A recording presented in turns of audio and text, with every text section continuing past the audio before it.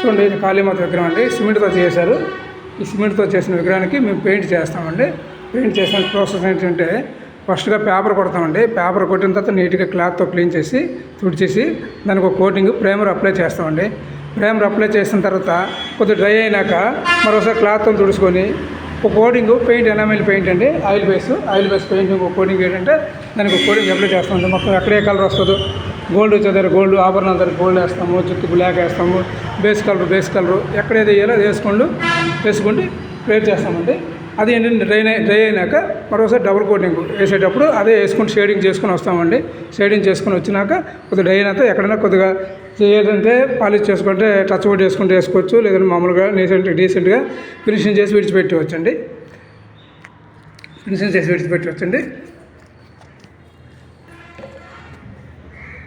నా పేరు శ్రీనివాసరావు అండి. నేను పెయింటర్ని.